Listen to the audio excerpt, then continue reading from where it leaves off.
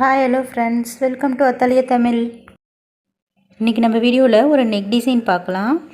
இந்த neck design வந்து பார்க்குறதுக்கு வந்து நல்லா கிராண்டாகவும் போடுறதுக்கு வந்து ரொம்ப சிம்பிளாகவும் இருக்கும். பிகினர்ஸ்லாம் வந்து ஈஸியாக போட்டுடலாம் இந்த நெக் டிசைனை. நான் ஜரியில் ஃப்ளாட் லோடிங் பண்ணியிருக்கேன். ஃபஸ்ட்டு ஒரு லைன் செயின் ஸ்டிச்சு ஜரியில் போட்டுட்டு அது மேலேயே வந்து ஃப்ளாட் லோடிங் பண்ணியிருக்கேன். ஃப்ளாட் லோடிங் பண்ணிவிட்டு அதுக்கப்புறம் 2 லைன் வந்து இந்த பக்கமும் அந்த பக்கமும் ஒரு லைன் செயின் வந்து போட்டிருக்கேன். அடுத்தது சுகர் பீட் வந்து நான் ரெண்டு பீடாக வந்து ஸ்டிச் பண்ணுறேன். நம்ம லோட் பண்ணியிருக்கிறதுக்கு பக்கத்துலேயே வந்து ஸ்டிச் பண்ணுறேன். எப்பயும் சுகர் பீட் ஸ்டிச் பண்ணும்போது ரெண்டாக பண்ணுங்கள். சுகர் பீட் வந்து ஸ்டிச் பண்ணும்போது லூஸாக பண்ணிடாதீங்க. லூஸாக பண்ணிட்டா ஃப்ரேம்லேருந்து வெளியில் எடுத்ததும் பீட்லாம் வந்து தூக்கிட்டுருக்கும். நீங்கள் ரெண்டு பீடாக கொடுத்தாலுமே அந்த மாதிரி தூக்கிட்டுருக்கும். அதனால் நல்ல டைட்டாக பண்ணுங்கள். நான் வந்து ஏற்கனவே இதுக்கு வீடியோ போட்டிருக்கேன். பீட் வந்து தூக்கிட்டுருக்காது எப்படி வந்து நம்ம போடுறது அப்படின்ட்டு பாருங்கள். அடுத்தது 4 சைஸ் பீட் வந்து ஒரு பீடாக வந்து ஸ்டிச் பண்ணியிருக்கேன். அடுத்து திரும்பவும் சீனி பாசி வந்து கொடுத்துருக்கேன். இப்போ வந்து நடுவில் இந்த இடத்துல வந்து நான் கொஞ்சம் கேப் விட்டுட்டு கீழே இறக்கி இந்த இடத்துல வந்து நான் இட்லி பீட் வந்து ஸ்டிச் பண்ணுறேன். அது ஆஃப் பீடுன்னு சொல்லணும் இல்லையா, அது வந்து ஸ்டிச் பண்ணுறேன். பாருங்கள், அது ஸ்டிச் பண்ணிட்டு எண்ணெட் போடலை. அப்படியே வந்து நம்ம 2 செயின் போட்டு நான் சுகர் பீடே வந்து அதை சுற்றி கொடுக்குறேன்.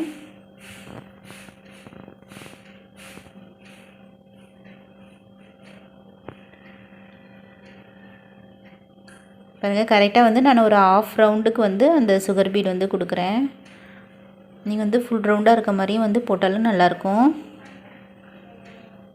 இப்போ வந்து நான் இந்த மாதிரி வீட் பீட் இருக்கு இல்லையா, இந்த பீடை வந்து நான் இதை சுற்றி வந்து கொடுக்க போகிறேன்.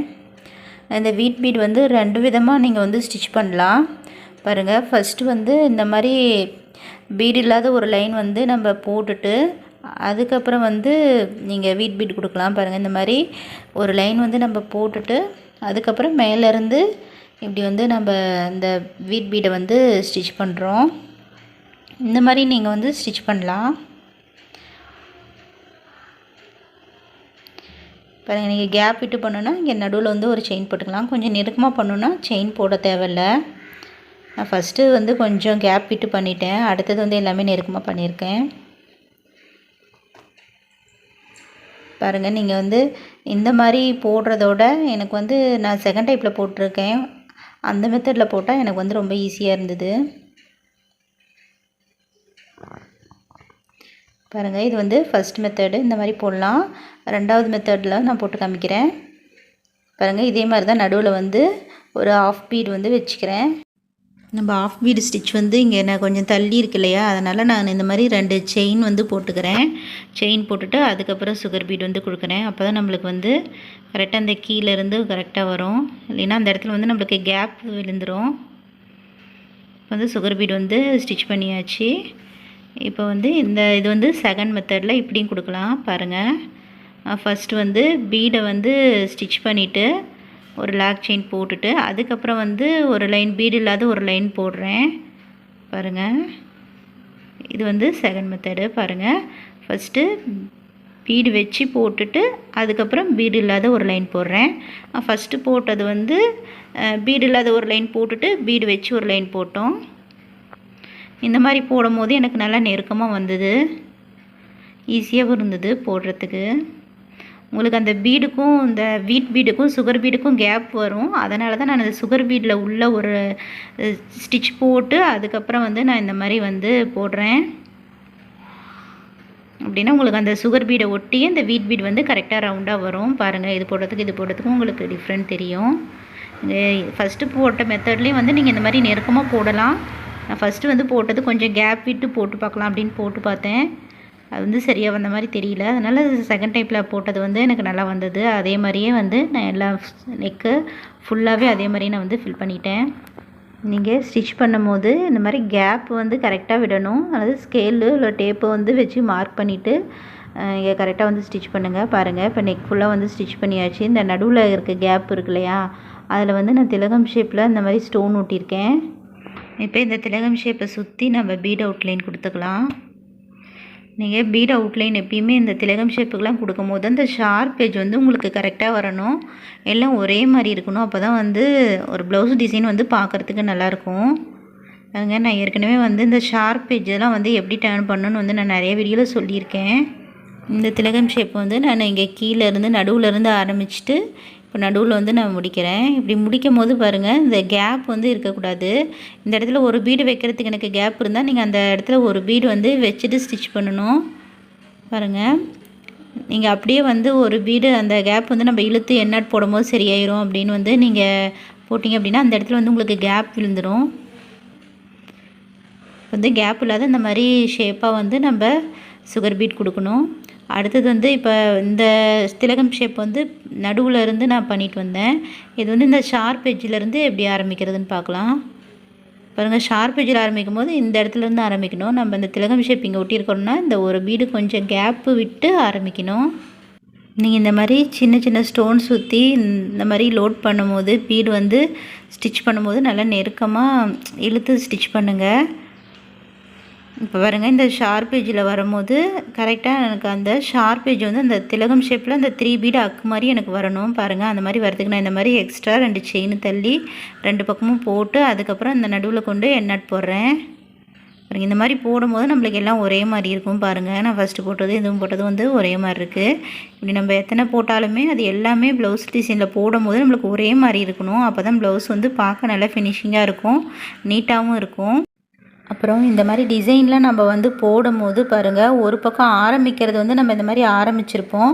ஆனால் முடிக்கும் போது பாருங்கள், எனக்கு வந்து இங்கே கொஞ்சம் கீழே இறங்கிருச்சு. இந்த டிசைன் வந்து கொஞ்சம் கீழே இறங்கிருச்சு. அந்த இடத்துல மேலே வந்து எனக்கு இதோட விட்டால் ரொம்ப கேப் இருக்க மாதிரி தெரிஞ்சுது. அதனால் நம்ம நெக் டிசைன் வந்து இதோட குறிச்சிருக்கோம். அதனால் அந்த நெக் டிசைன் குறித்த வரைக்குமே வந்து அந்த பீடு ஒர்க் வந்து நான் போட்டிருக்கேன். இந்த இடம் வந்து நம்மளுக்கு ஸ்டிச்சிங்குள்ளார போயிடும். ஆனால் லோட் பண்ணியிருக்கிறது எப்பயுமே நான் த்ரெட் லோடிங் பண்ணும் போது மேலே அந்த கட்டிங் வரைக்குமே பண்ணுவேன். பீடு கொடுக்கும்போது கொஞ்சம் கீழே இறக்கி பண்ணுவேன். அப்போ தான் நம்ம நெக் டிசைன் வந்து ரெண்டுமே ஜாயின் பண்ணும் போது நம்மளுக்கு பார்க்குறதுக்கு நீட்டாக இருக்கும். பாருங்கள், இந்த இதோட வந்து நம்மளுக்கு ஸ்டிச் வரும்.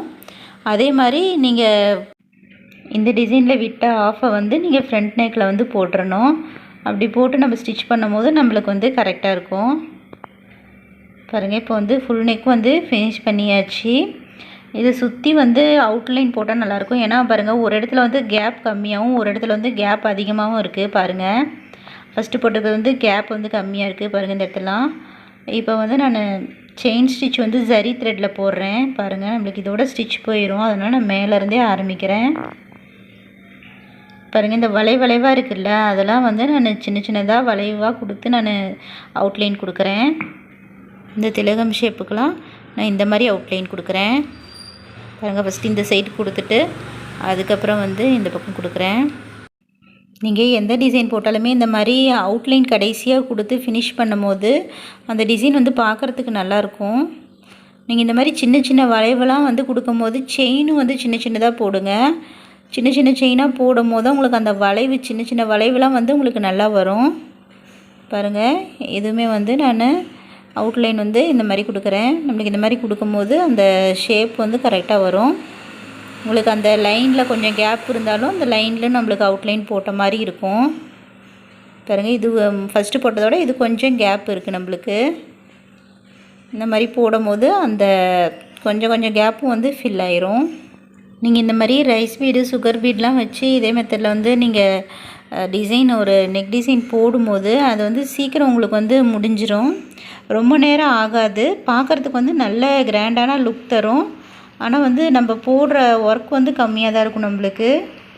பாருங்கள், இப்போ வந்து ஃபுல்லாக வந்து நம்ம முடிச்சாச்சு அவுட்லைன் கொடுத்து. நான் அங்கங்கே புட்டா டிசைன் வந்து போட்டிருக்கேன். திலகம் ஷேப்பில் பீடு வந்து அவுட்லைன் கொடுத்துருக்கேன். பாருங்கள், ஃபுல் நெக் டிசைன் வந்து இதுதான். அவ்வளோதான் ஃப்ரெண்ட்ஸ். பிகினர்ஸ் வந்து நீங்களே இந்த நெக் டிசைன் வந்து ஈஸியாக போட்டுடலாம். பார்க்குறதுக்கு நல்ல லுக்காகவும் இருக்கும். இந்த வீடியோ உங்களுக்கு யூஸ்ஃபுல்லாக இருக்கும்னு நினைக்கிறேன். யூஸ்ஃபுல்லாக இருந்தால் மறக்காமல் லைக் பண்ணுங்கள், உங்கள் ஃப்ரெண்ட்ஸ் அண்ட் ஃபேமிலிக்கும் ஷேர் பண்ணுங்கள். மறக்காமல் சப்ஸ்கிரைப் பண்ணுங்கள். சப்ஸ்கிரைப் பண்ணிவிட்டு பக்கத்தில் இருக்க பெல் பட்டனை கிளிக் பண்ணுங்கள். கிளிக் பண்ணிவிட்டு அதில் ஆல்ன்ற ஆப்ஷனை செலக்ட் பண்ணுங்கள். அப்போ தான் நான் போடுற வீடியோ நோட்டிஃபிகேஷன் வந்து உடனுக்குடனே உங்களுக்கு கிடைக்கும். தேங்க்ஸ் ஃபார் வாட்சிங்.